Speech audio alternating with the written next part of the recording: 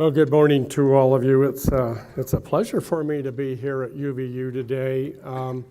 And Amy's right. I'm here because I've got a lot of great people that are part of my life and support me. I'm going to walk you through some information here today that I hope will be valuable to you really the rest of your life. And so I've titled this particular presentation, Key Principles of Personal Success. And even though I'm basically a businessman, I think it's important for all of you to see some of the things that I follow that might also help you throughout your particular career in life. So I trust that what I'm going to share with you today will be really valuable information. I'm going to suggest that you can go to my personal email address, and if you wish, I'll send you a copy of this slide deck. So in terms of making a lot of notes, you won't have to because a lot of it will be found here. So write this down. My personal email address is ahall@marketstar.com. All lowercase, ahall@marketstar.com. I want to start my presentation with a humble statement that I'm basically a very average sort of guy. I've had some successes in my life, but it's due not to because I'm brilliant, it's because I'm hardworking. And a short story, I grew up in Ogden, Utah. It's where I've lived all of my life for the most part, and went to Ogden High School, which is a school that was built back in the late 1930s. It was the very first $1 million high school in the United States. Magnificent Art Deco building. But let me back up and say that in my home, as Amy pointed out, with 6 children, my wife, who has never seen anything less than a B, she has three degrees, 2 master's degrees. For my children to be able to drive their car to high school, they had to have straight A's. And if they did not, any particular quarter during school, they walked, or they would have to get a ride from a friend. And she was very disciplined about that, as my children realized that that was the way it operates in our house. It was straight A's. Well, it happens that she was a counselor at Ogden High School for 20 years. And one day, she went into the vault where the grades were kept. She looked at my grades. Now, let me back up and tell you my priorities in high school were threefold. One was to be an all-star basketball player, to be a student body officer, and to visit with my friends, particularly the cute girls at Ogden High. As to applying myself to academic pursuit, I don't remember if that was even on the checklist. So she called me at work and she said, when you get home, we need to visit. And I thought, oh boy. So I'm standing by the kitchen sink and she said to me, I've seen your grades and you can't drive a car the rest of your life. I'm looking for a chauffeur. Is there a volunteer? And I want you to know that I have applied myself since then, but what I did back then was purposeful as far as I was concerned. I was doing what I enjoyed to do. I want to just mention to you that what I'm going to talk with you about here for the next little while this morning really is not based upon a planned course of pursuit. My father was a pharmacist, and that's what he did. And when I came out of BYU graduate school many years ago, it was to work for Mobil Exxon or Procter & Gamble. I chose not to take the corporate route. I wanted to do all kinds of different things. So as I speak to you today, you're going to look at me like, that guy is really weird. He never really found his niche, so to speak. He just kept bouncing around. But the fact is that with each assignment, with each job I had, I developed skills and experiences that led me to the next one. But there was never a direct course that I took. And so if you think about it, over the last almost 53 years, this is what my life journey's been. And I just want to highlight a little bit of this with you. I think you'll find it interesting. And perhaps you're like me, is that you're more a person who will just find opportunities as they come and go. So I went on a mission to Guatemala. I came back in 1966. So it's been a long time since I was in Latin America getting to know the great people of Guatemala. I then went back to Weber State. I played on that basketball team for a very short period of time, graduated in psychology, which frankly has served as a wonderful underpinning and foundation for what I do in my life.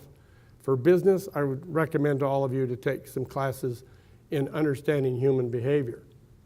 I married my sweetheart in 1969, Jeannie Hall, who you'll see over here to the right, who is a fantastic woman.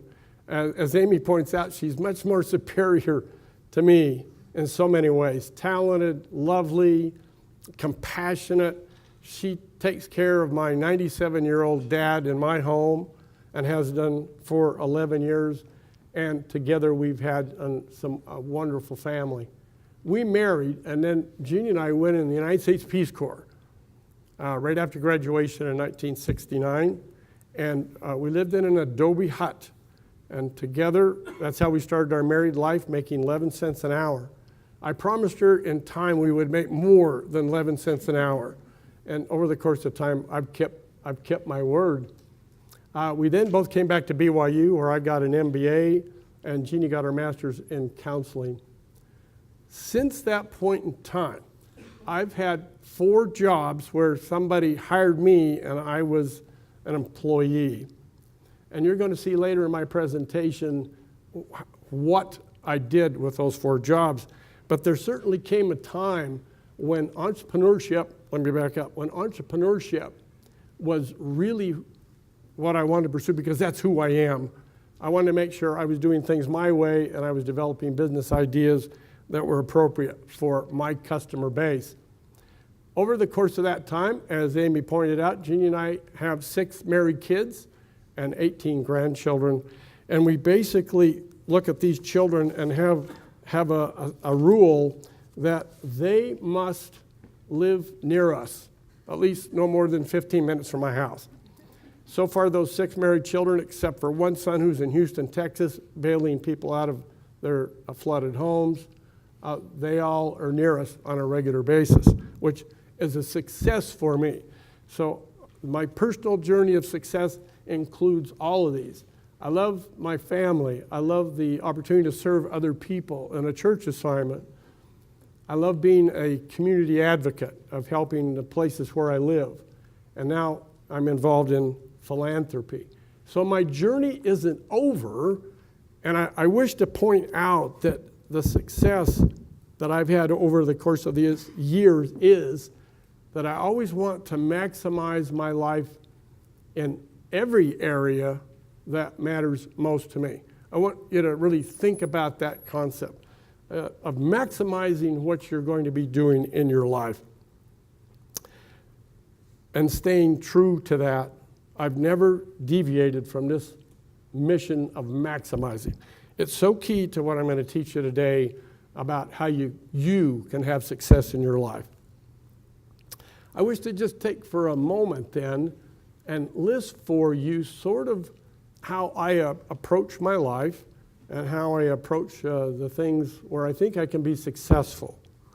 So if you look at this document that I put on here, I want you to think that the number one thing for me is I set goals in my life that have meaning, that really matter.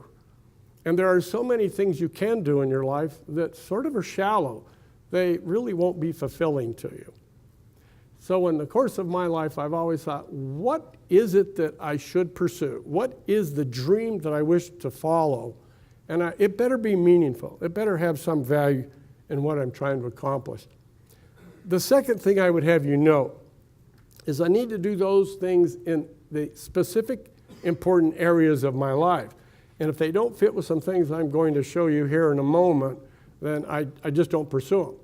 And I've learned over the course of time a fundamental thing that's helped me a lot, and that is to say no to people who would approach me to do things that don't fit within the framework that I think are valuable to me within the areas of my life that make sense.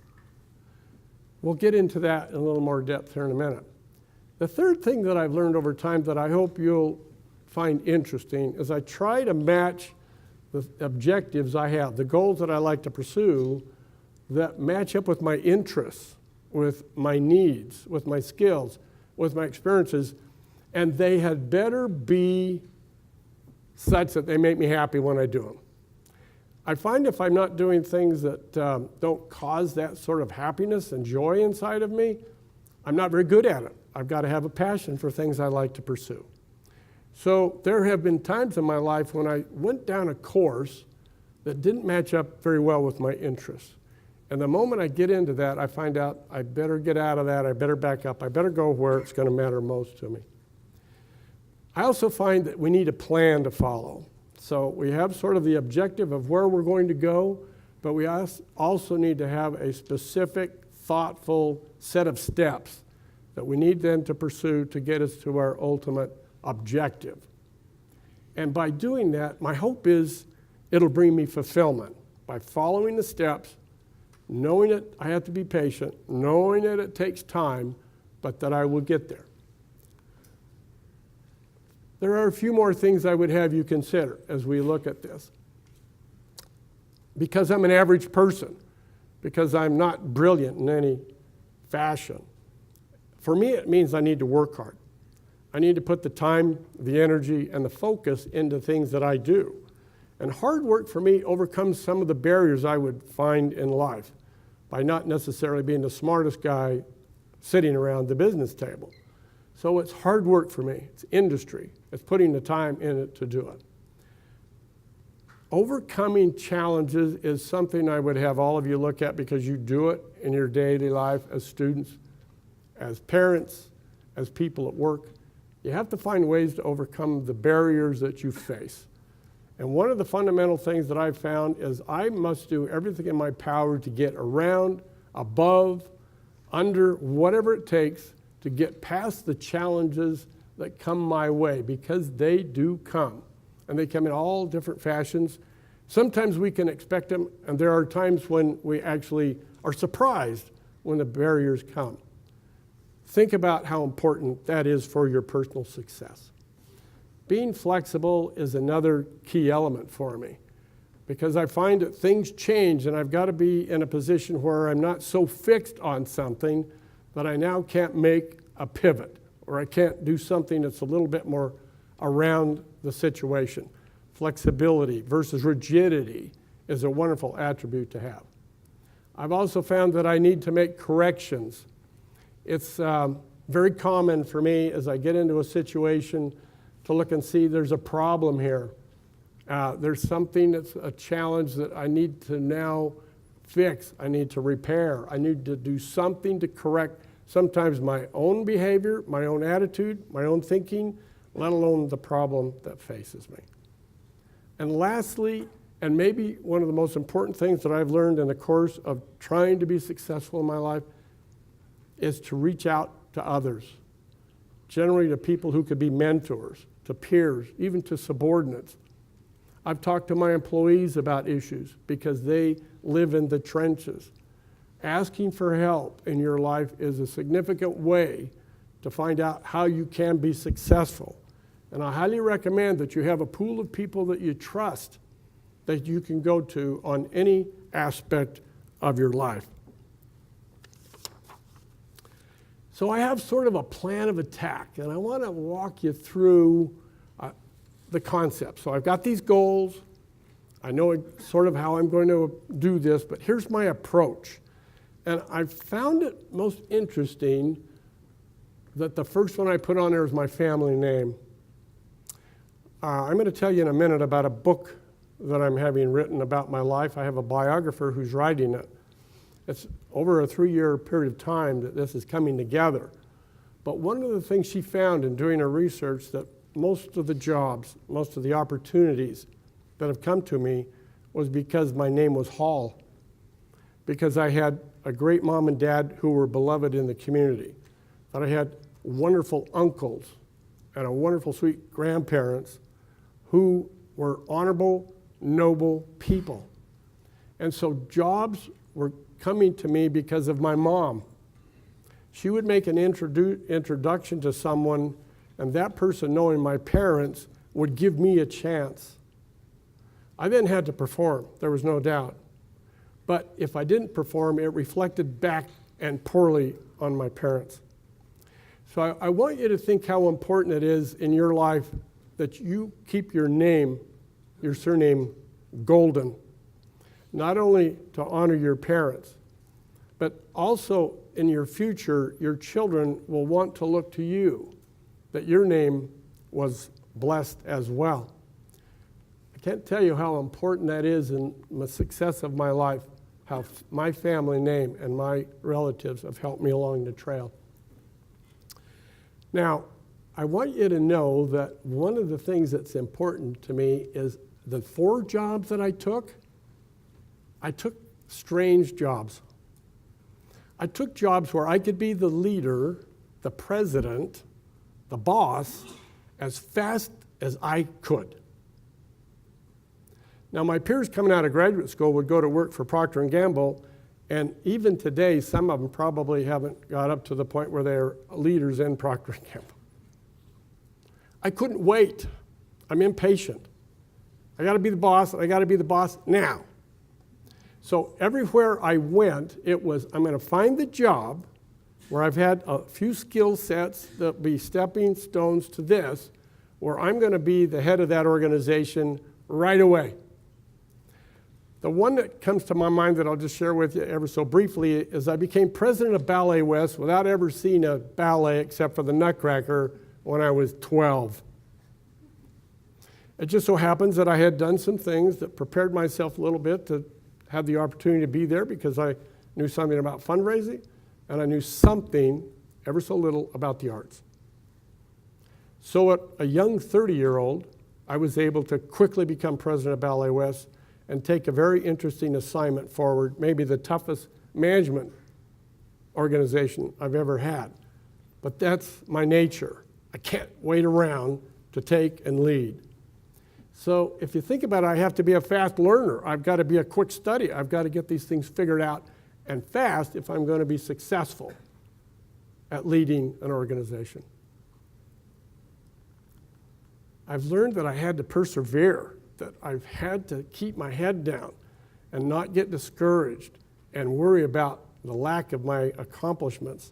I had to be patient, but I had to have this sort of ability to stick with it, even though the challenges were great.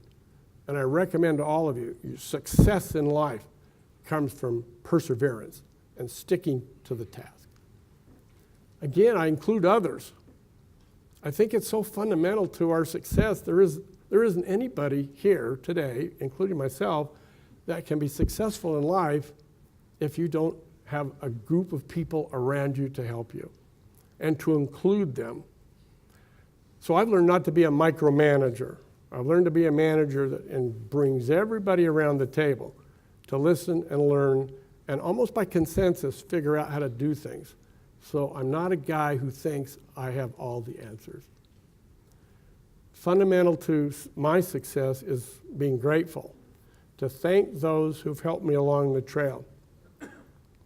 In an interesting way, Jeannie and I are honoring my ancestors with endowments, with scholarships, but those are not in our name.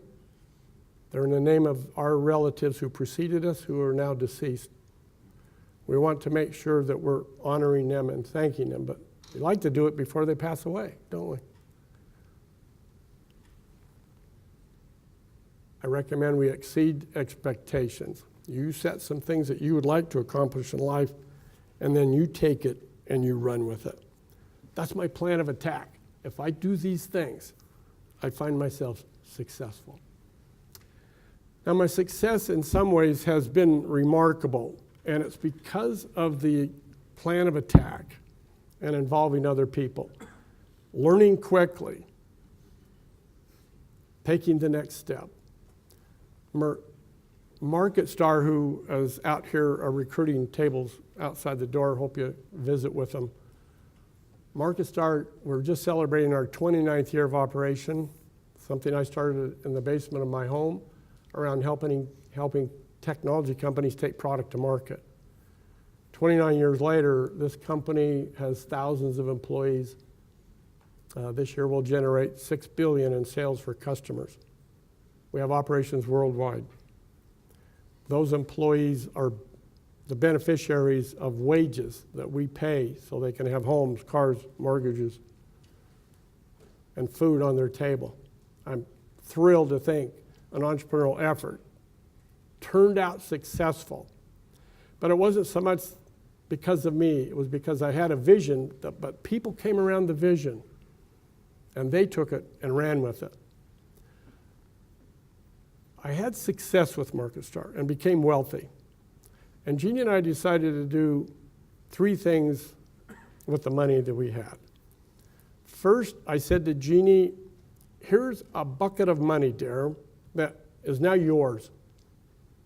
You will never have to worry about your riverboat gambler husband again. You'll never have to worry if I bring a paycheck home. Here's a sum of money, dear, that you can live on the rest of your life. We took money and put it into the Hall Foundation. I'll mention that briefly here in a moment, to give to the poor in Weber County. And lastly, Jeannie allowed me to have some monopoly money, that's how I think of it, to invest in companies. Some of that money went into a group called Mercado Partners.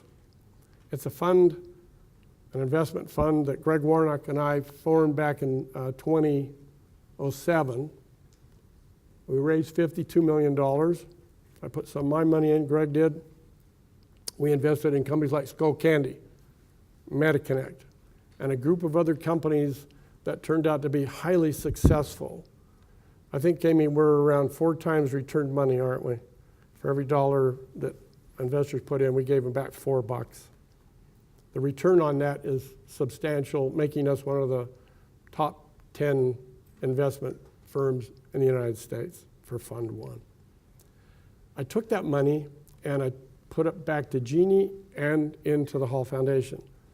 So what I learned from this is I would have you make note, is it's more of a scriptural thing, if you will, found in the Book of Mormon. And it talks about if I put God first and then I seek for riches, but if I take those riches and I use it to bless the poor, to help the needy, that there's a chance that I'll be blessed in doing that process.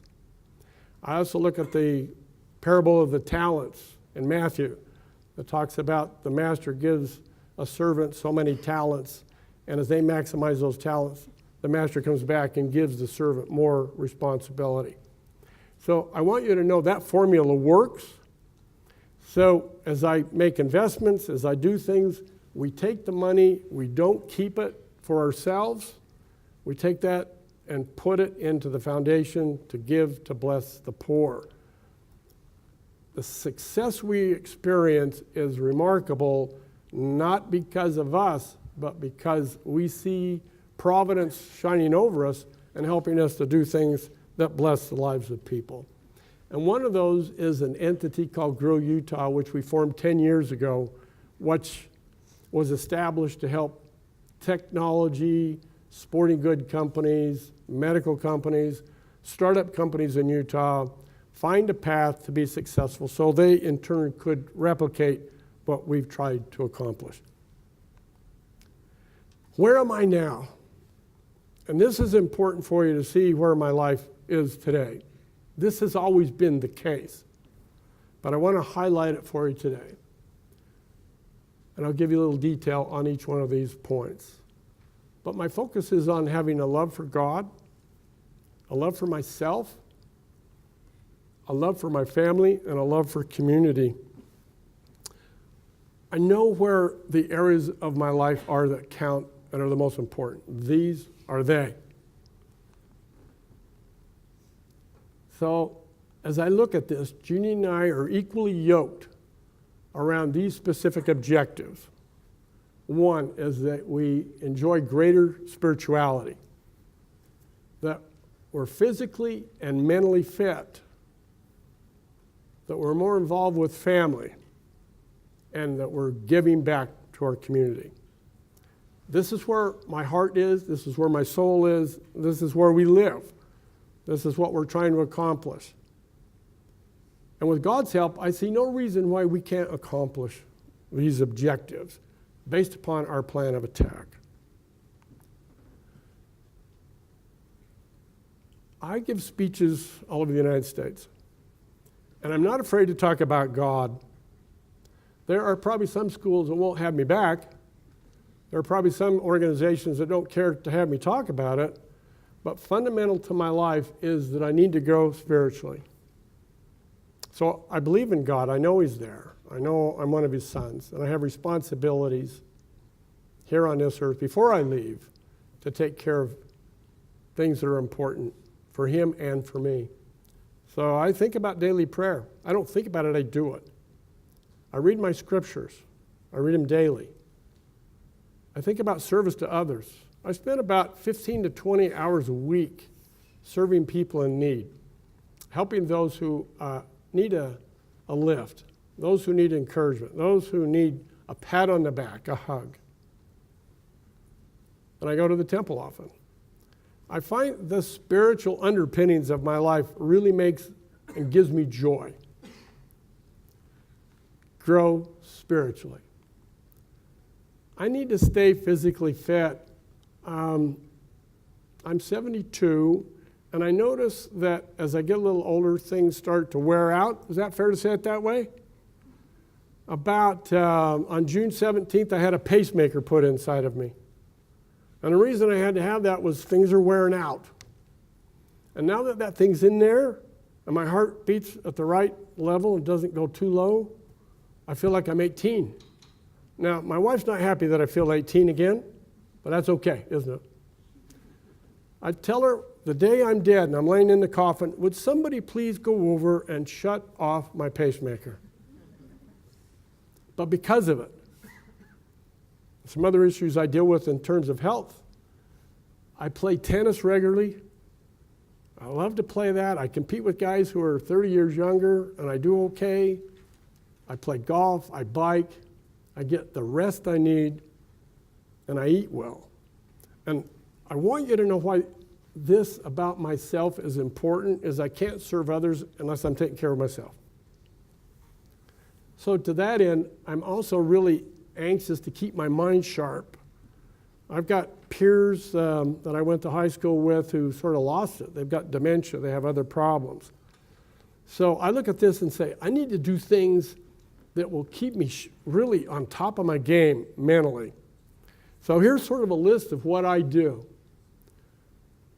1st of January, I went to a lady, my next door neighbor. She's a piano teacher, and I said, I'd like to learn the piano. She said, have you ever played the piano? And I said, no, that's why I'm here. She said, most of my students are 7. You're like 10 times older than they are. I said, I know, but give me a chance. Give me a chance. Why do you think I play the piano or I'm working on it? It's to keep my mind sharp.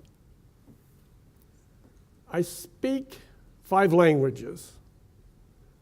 I'm working on English. I know Spanish fairly well, Portuguese, Italian, and French. I went to a lady in Ogden who has an Italian restaurant, and I said, I can speak Spanish and Portuguese. How about teaching me Italian? She came to my office every week for a year. She taught me Italian. She taught me about the country, about the government, about the history. I can read it. I can't quite speak it, but I'm on it. French, the president of Browning Arms in Ogden, Utah, is a guy named Dave Ayer. I said to him one day, what's your wife doing these days? She sits home alone, Alan. I said, send her to my office. I want her to teach me French. Same thing. I can't speak it, but I can read it. So every quarter of the year, I study a different language. Right now, I'm studying Italian. And why am I doing that? I probably will never use it, although I love going to Italy. It's to keep my mind sharp. I teach classes at Weber State. I teach the MBA program on sales. I'm teaching a class, of course, right now on entrepreneurship in the undergraduate school at Weber. I have a class tonight. It keeps me sharp. I mentioned I'm writing my memoirs. That alone, I'm trying to make sure I get the information out while I can still remember it, is keeping me where I want to be. And speeches. I think over the last 10 years I've given 500 plus speeches, because I give about 50 a year.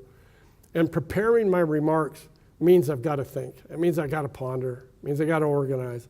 And I'm hoping this exercise for me keeps me on top of my game. The fourth thing was around family. This is my family. The 6 married kids, their spouses. There are 18 grandchildren, but there are only 17 in the picture. We lost the little one. These kids are remarkable. And do you know why? What did Jeannie do when they went to high school? You couldn't drive unless you got straight A's. So these kids are on top of their game. And because they live near us, we see them all the time. My calendar is full of activities with the grandkids throughout the week. I talk to my children on a regular basis, and it gives me joy that I'm building these lasting memories. We're bonding with each other, which brings me terrific fulfillment and joy. Giving back to the community is an important thing for me. And so at this point in time, the Hall Foundation, where we have put money into blessing the lives of people, has been in existence for about 17 years.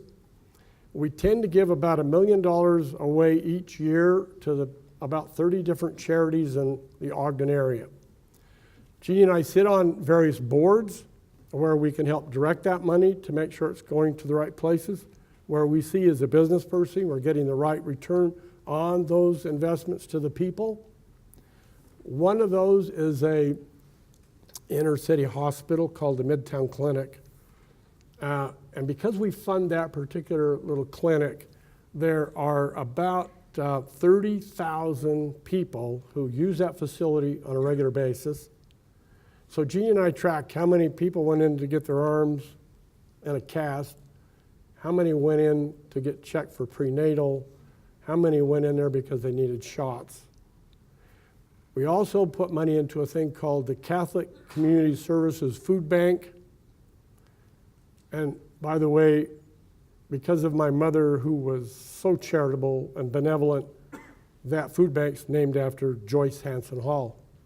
We fund those sorts of places because we know that we're going to take care of so many people. That food bank does about 4,000 families a day with food that they need.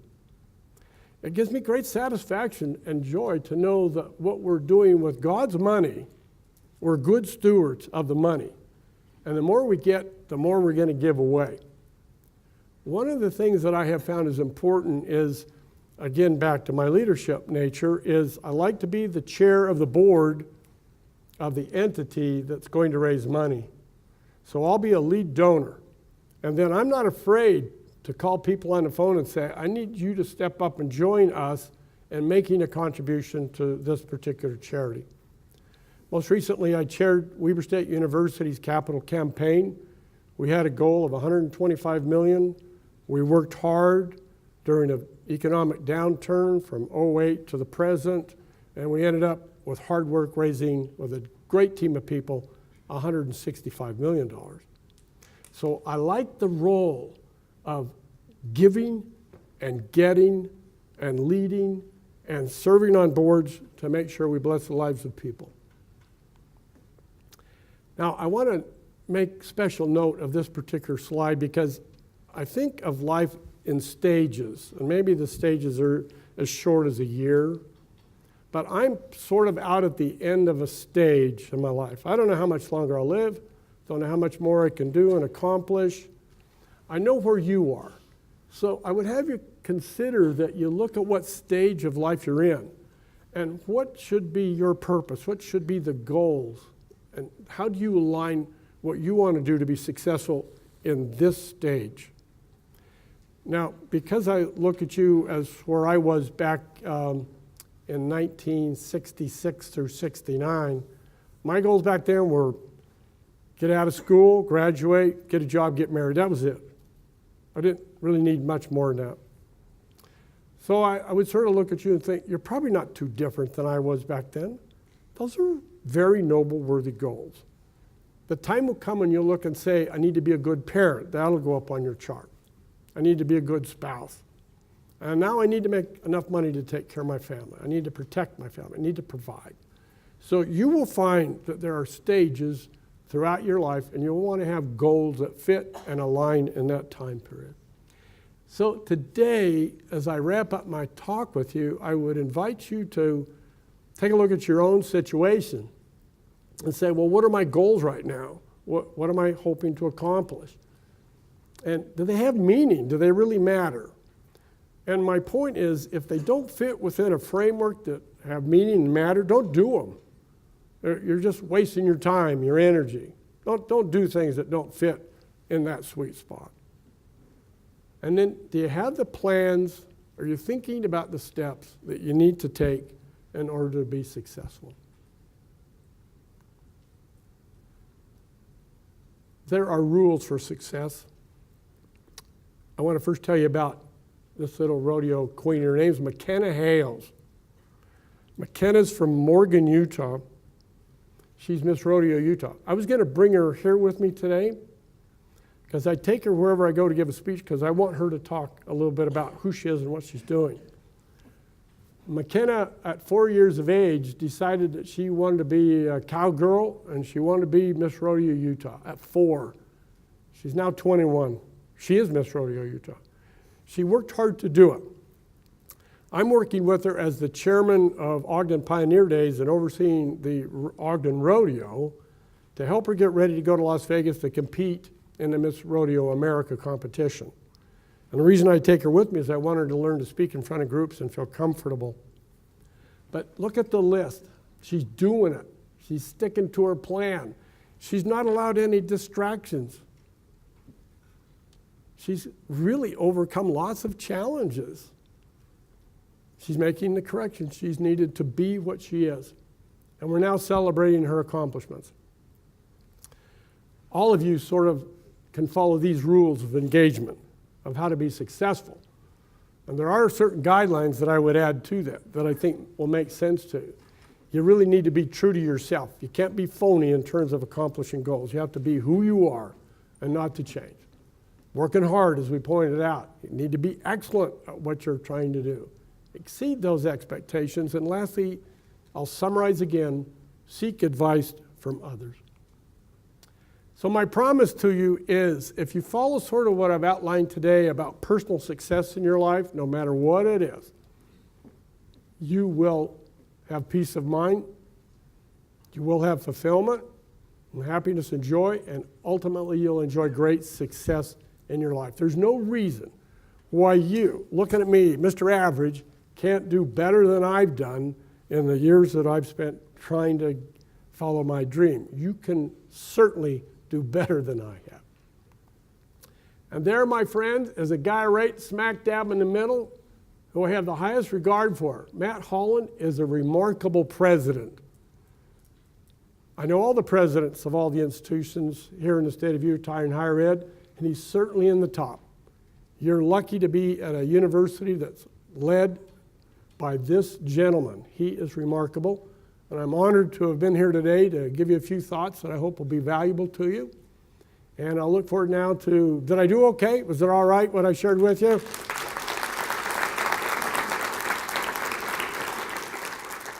Thank you so much for your attention today. It's been a joy to be here at UVU. Thank you.